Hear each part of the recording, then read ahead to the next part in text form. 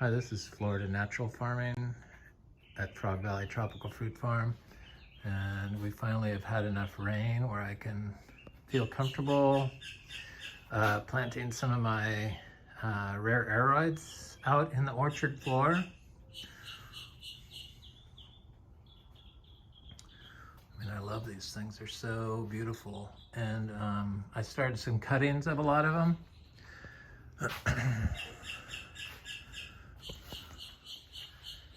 About 4 weeks ago, and now I'm going to plant them.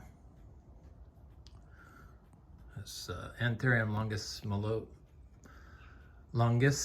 smilobum is stunning, and I just realized my metallicum Anthurium longus smilobum.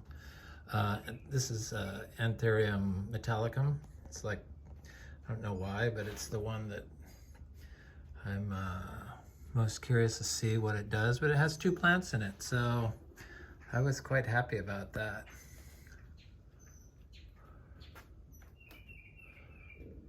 It's Anthurium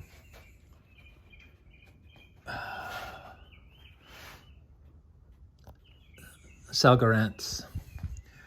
This Anthurium waterberryanum, a new leaf. Very stunning. So these leaves get like gigantic, like 6 feet.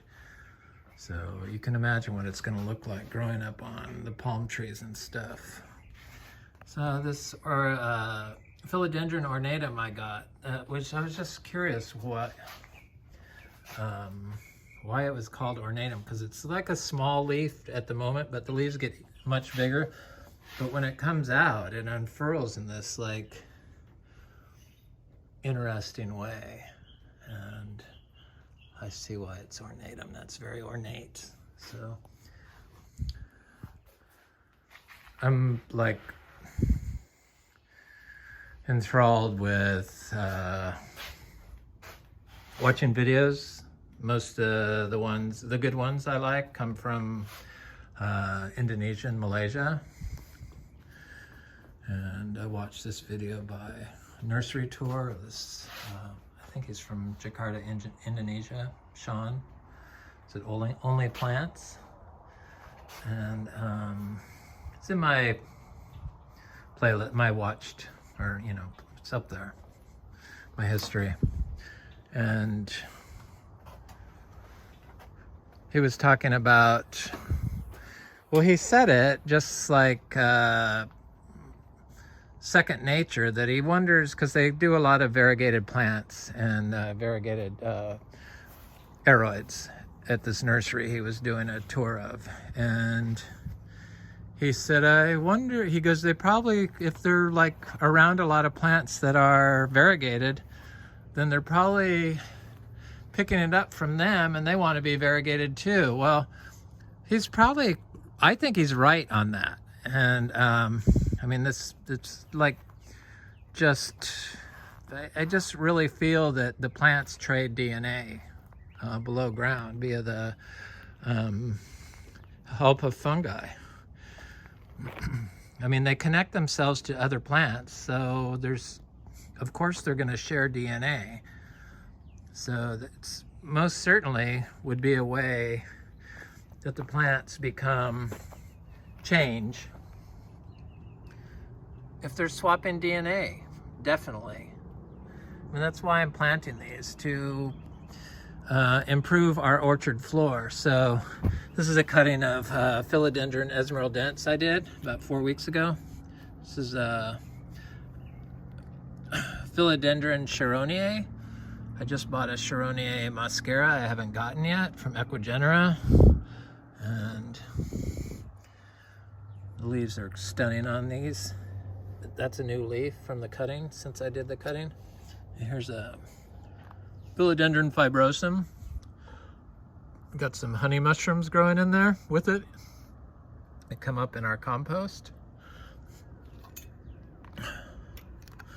Our biodynamic compost, because that's how we start everything. Everything is biodynamic and organic certifiable. I think you have to wait 2 years or a year from buying a conventional plant before you can, after you plant it into your system, before you can sell your product as organic certified. So like if I wanted to sell these cuttings from this, I would have to wait. I would have to tell the Organic Association that I want them certified organic, and then they would check when I bought them, where I bought them, and then see all the history of what I've done to those plants since I got it. But everything's so easy because everything's the same way. Everything started in biodynamic compost. This is a Epiphragmum flame, Cebu blue. This is I think it's obliqua, and this was a gift from my neighbor Scott Walker here in Vero Beach. He actually showed me his food forest that he has these aroids growing on his trees, and this is one of them that he gave me in the winter. It was a cutting, but it's doing good. This is all new growth, and this is I got from him also. This is a Philodendron giganteum, which I bought.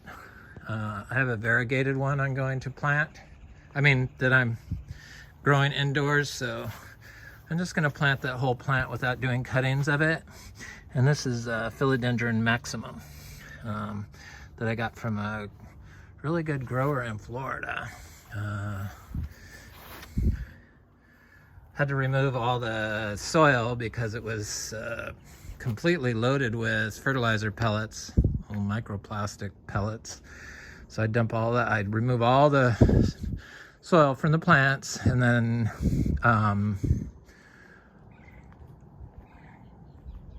clean the roots all off, and then put them in the biodynamic compost.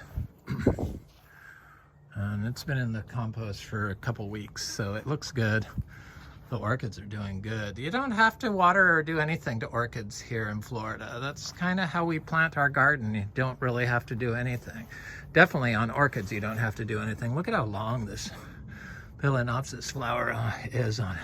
So if you don't cut your Phalaenopsis flowers, they get longer and bigger. So year after year, they just keep blooming on the same stalk. I discovered that. All these came from the hedge, so I was shearing the hedge and cutting off the stalks, and the ones that didn't get cut had long stalks. So this Vanda orchid is a scented Vanda orchid. It's quite stunning and beautiful. You don't have to fertilize, you don't have to water any of these orchids or air plants. This is an air plant that's just getting ready to bloom. This one just bloomed. This is another one that I have that I bought years ago. This is another one, but it's not blooming. Anyway, I got my pool the hedge all removed from this side of the pool, because I'm starting to remove the hedge from around it, because I'm growing higher quality plants around the pool, and I want to turn the pool into a sunken greenhouse. So I want to use it more. I never use the pool, so it doesn't make any sense to keep it. So I want to be able to put those aroids and stuff and propagate them inside the pool, because it's just a big rectangle with steps on that side, so it'd be perfect. And replace this screen with a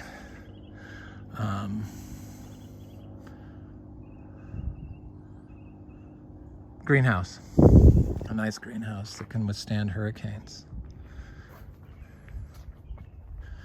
So I'm just going to plant them. I'll show you where. I'm going to look at this Achachairu while I'm over here. Haven't looked at it in a couple days. We've got a lot of rain. We got 5 inches yesterday. That's why it's ridiculous to have to water anything in Florida. I mean, nothing looks like it's suffering to me after not watering it for a long time. Of course, this probably gets some residual water from me watering that palm over there. Okay, where's the Achachairu fruit? Oh, I see some. It's getting It's getting big. There's some right there. Yes. 2 of them. But I know there's a lot more than that. Oh, there's a big one right there. Look at that. Yes, indeed. See, I didn't even see that. So that must have set a long time ago.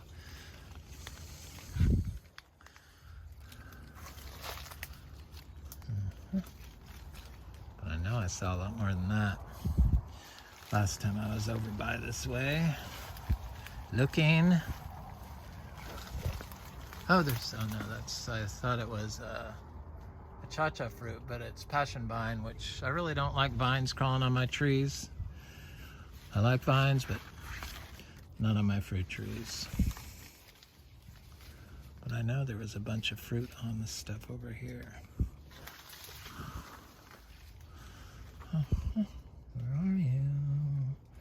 Probably right in front of me. This is the problem with the Achacha. You can look and look and look and never see it. There it is. I see lots of fruits. I know I saw a lot in here. Probably right.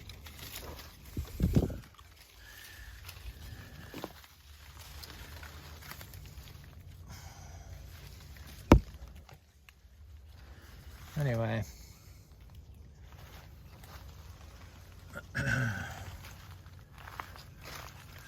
That's our Achacha. It's doing its thing.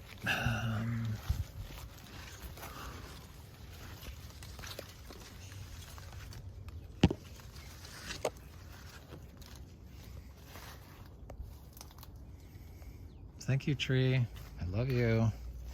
It's kind of why we started this farm, was to grow Achacha trees. The tree we have most here is the Garcinias. If any Achacha trees is the most, more than mangoes. Those trees produce 2,000 pounds of fruit at like,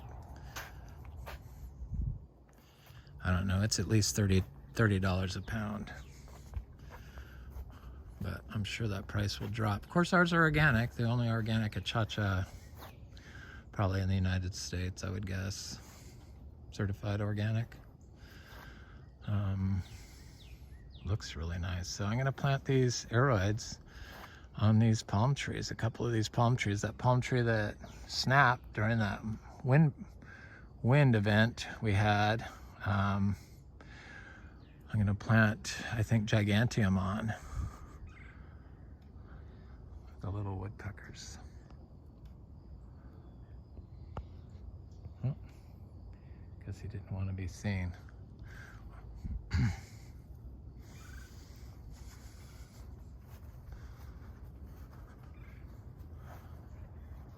The orchids are looking good. Yeah, it's amazing that they tell you have to water and fertilize orchids in Florida.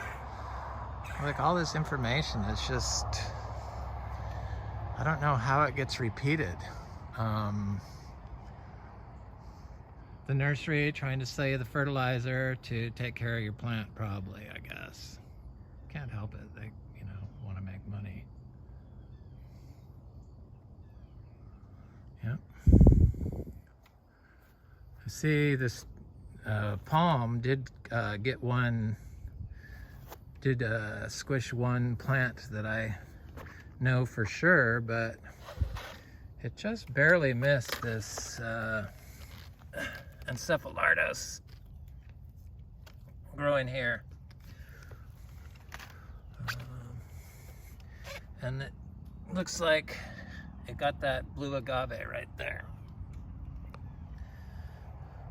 So I can't believe it didn't squish anything. It missed everything, it seems. I thought I had an Encephalartos there, but I just saw it just now. You know, with the drought and the rain event, you can see the other plants like Encephalartos horridus coming up. I think that's Encephalartos longusfolia or something like that. It's like 20-foot branches, the blue one. So I like blue plants. There's the top half of that palm. It missed this. Look at these ferns that are growing out. Those ferns that grow out of the palms, they're still growing out of the palm that snapped off. People pull these giant palms up and haul them to the dump in Florida. And I mean, these things have taken years to get this big. And it's just one quick decision and that's it. Pull it up and discard it and kill it. It's just, I don't know. I think differently than other people, I guess, is what that is. Not all other people, but some other people.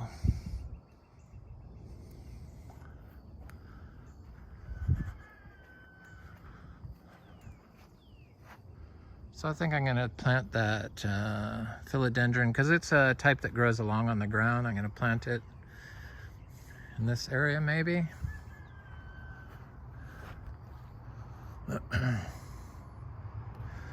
Maybe I'll plant it with the encephalitis and the bromeliads. It'll look good. This is a variegated crinum. I planted it here before I realized that if you plant them in sun, they'll be more variegated. I thought it was the opposite. Of course, some have so much white that they burn and look nasty when they're variegated. There's an Achachairu tree. It's doing good.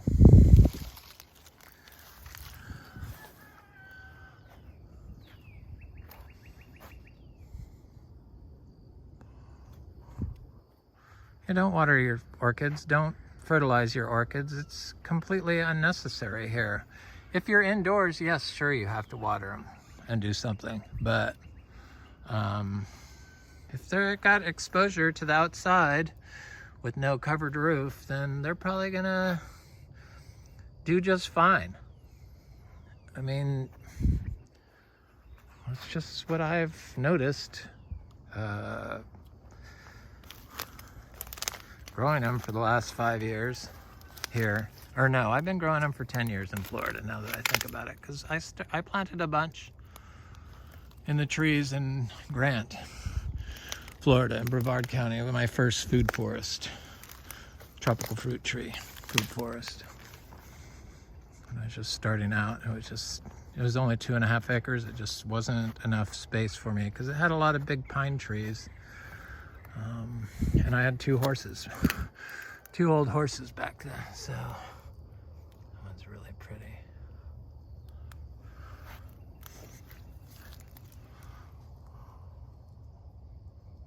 Yeah.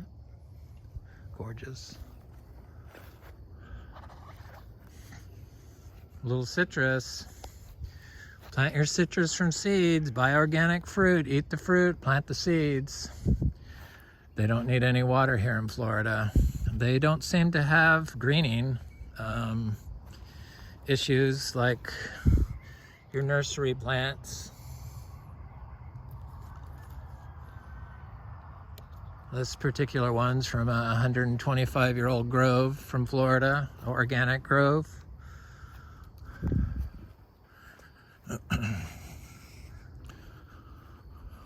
North Florida, I believe, somewhere. It's Garcinia intermedia. Should be flowering, but it's looking good. Okay, here's our cacao. So I forgot to, let me go do that. This is the parent plant. I got fruit off this plant.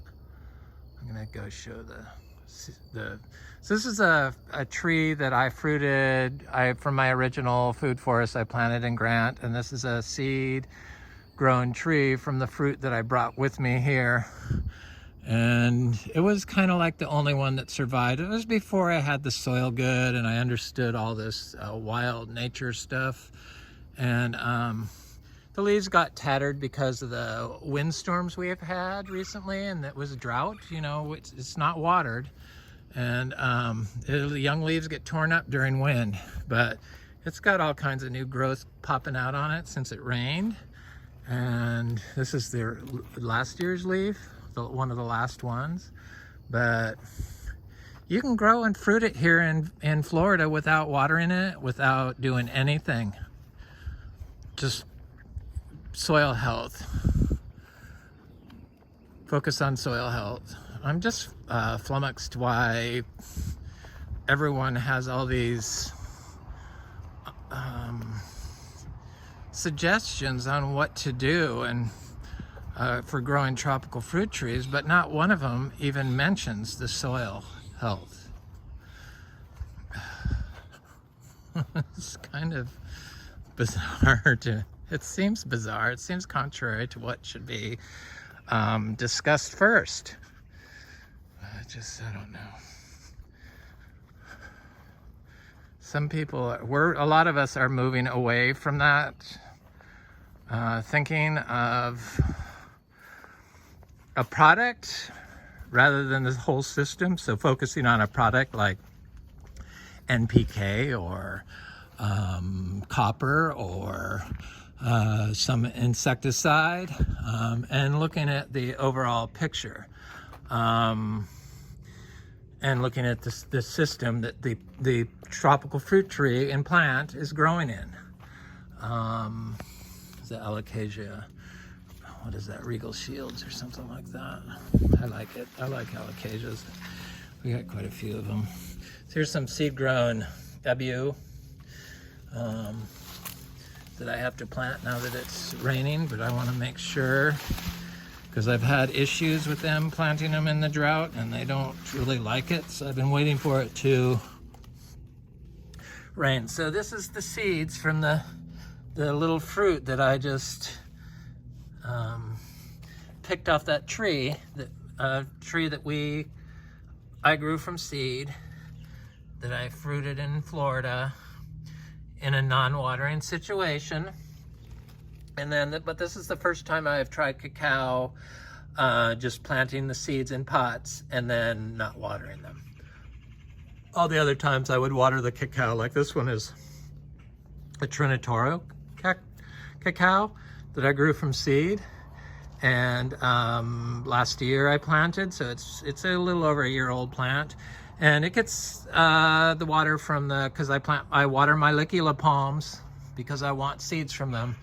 And they just look like they would stress out from lack of water. So I want to get some seeds, and then I will start weaning them off water. But hibiscus.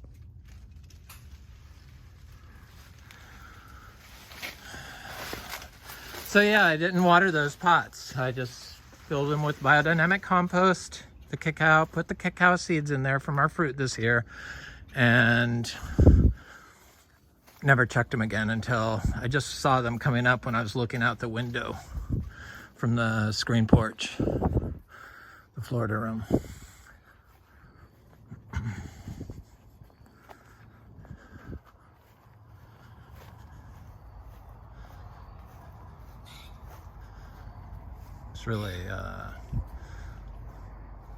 It's really looking nice around here. Thank you everyone for all your support and your comments, and there's been times where I wanted to give up doing videos because it's stressful. Can be stressful if you let it stress you out. I finally learned to mostly ignore everything, and it seems like people are responding to the videos. I used to not understand why I never got any support from the biodynamic, anybody biodynamic. One time some guy commented, but he didn't say who he was, basically. So it was an anonymous biodynamic person that said he supports everything I did. And but no other, I mean, surely one biodynamic person has watched my videos, but never got any support. But I was told originally from the biodynamic people that they could sell our fruit for 1.5 times the amount of organic. So I thought, well, that's a good reason to become biodynamic. But I don't know. People just don't know what it is, and then they hear about it, and they just don't. I don't. For some reason, they're not going to pay 1.5 times more for the fruit unless you're selling to a very high, around here, high-end clientele. I guess Bill Gates, since he watches this station and has commented, could buy it, but I don't really like selling fruit, as y'all know, if you've watched my videos. So, just too stressful. This is the giant sweet ubijay fruit. Supposed to be a large fruited sweet variety from, that was a gift from a friend of mine who grows like this. Has zebus. What was I gonna do? I was gonna go look at that Garcinia, Gardneriana. But I saw that there was a fruit on this little tiny lemon drop mangosteen. Yeah. I didn't even see this flowering. You can miss the fruit so easily on these Garcinias. It's there's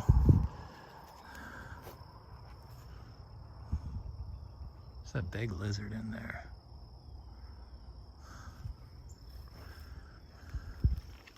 That tree has never flowered. I don't know what it is really. It's a Garcinia, but I don't know what.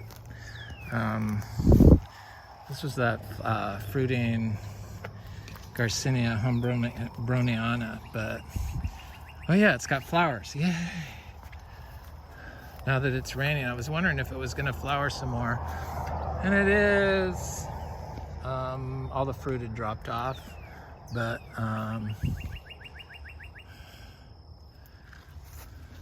that definitely is a perfect flower. So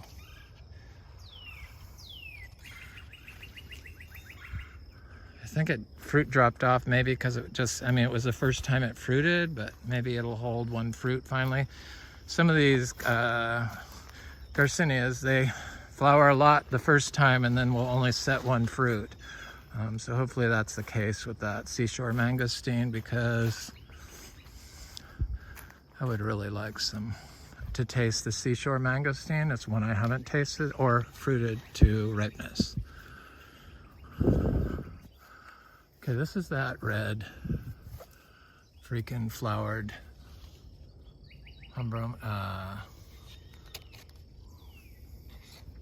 mangosteen. It's kind of pinkish. It's got, you know, pinkish insides, and that kind of looks like a pollinated flower or a female flower for sure. So this tree also has been flowering for, well, the other tree that I showed you with the fruit, the last tree, that's the first time it has flowered. Flowered a little earlier, like a month ago, and I thought set fruit, but it did not. And then this one has been flowering, I believe, for definitely 2 years. And that was that red flower I did a video of. Got a red outer petals. And then there's the fruit, hopefully. Please. Well, I guess there's hope for my Garcinia madruno again to fruit. It's fruited for the last 2 years. It's a tiny little 4 foot tall tree. But this year the fruit got frozen in place. The tree seems fine, but the new growth on the tree fried, and the fruit that was set on the tree fried. So this is a Garcinia humbroniana also, and it looks like it's possibly setting fruit. Really? Can we get 2 fruiting Humbromianas? Maybe the other one isn't a Humbromiana. I don't know. I do know that the Garcinias can cross-pollinate, so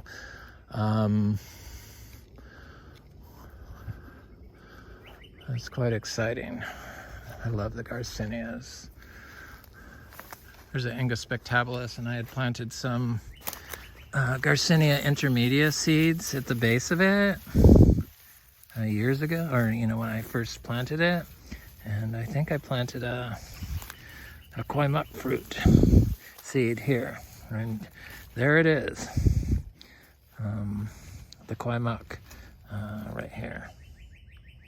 See? Right there. But I know there was some intermedia in here. I'm sure they're still there, but I can't see them. Yay.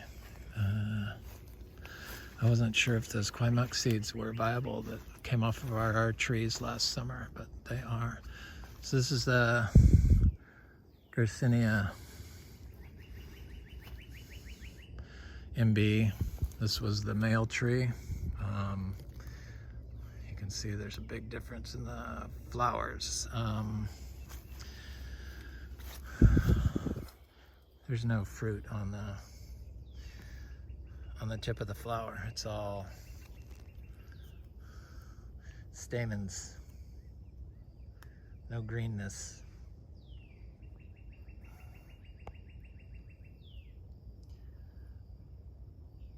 See?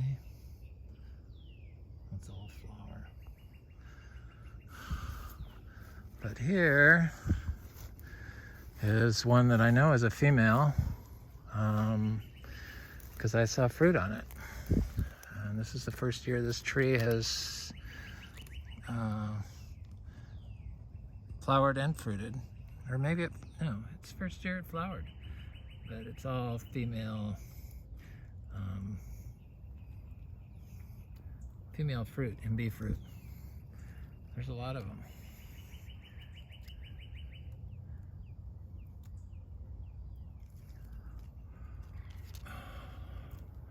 Very happy about that. Blooming clear up here. It's about 5 feet tall, this tree.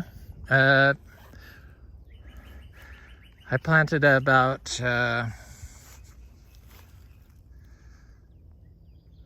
here's the male flower on this. Totally different. No fruit. That's the MB male flower. When you know you're not going to get any fruit, it's like, bummer. I got like 6 seedlings from flying fox fruit, and one of them turned out to be a female tree so far. One of them died, so. And then I have a fruiting tree from a grafted tree from Excalibur that I know is a hermaphrodite tree, so that's where we sold all our seeds from, or our fruit last year from that tree.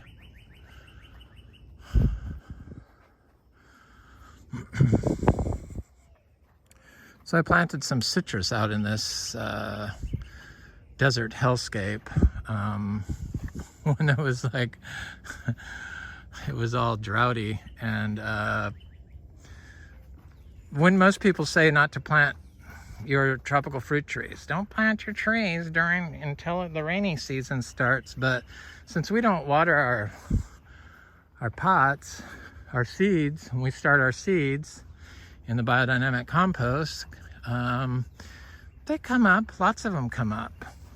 Majority of them come up. This is some Adamoyas that I planted together with from last year. It never lost its leaves during the freeze, and there's a star fruit in there, seed growing next to this anemic looking. That's from flying fox fruit, a cutting from flying fox fruit's mulberry. Just never does very good. Here's a citrus I planted during drought with a jackfruit seedling. But I planted the whole pot together. So there's 4 little citrus trees here, 5 it looks like. And you can see the jackfruit. What is that? That's the jackfruit seed.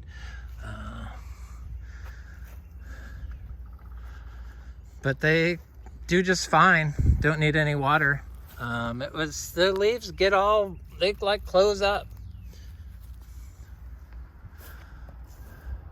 I believe that yellowish burn on leaves that you get sometimes is because of your big fruit trees, the leaves turn yellow on top.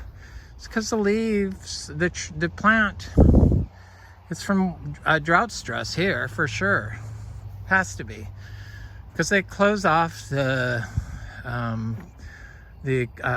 intake of carbon dioxide, and they break it down internally during times of drought stress, the like your mangoes and stuff. And it makes sense that the closed off leaf portion would like turn yellow, kind of, to me, if it's not taking in carbon dioxide for photosynthesis, if it's just breaking it down internally from the I'm trying to look for a leaf that gets like that, but not very many of them get like that anymore around here. Breaks down carbon dioxide internally from here's one, the citrus, from the calcium oxalate in its inside its cell walls.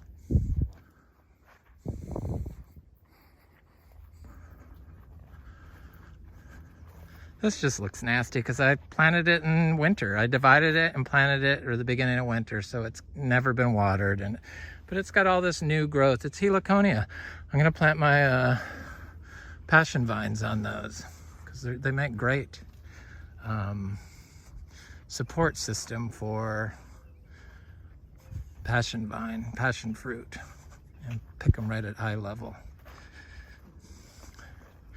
Anyway, this is Frog Valley Tropical Fruit Farm. Hope you enjoy your day.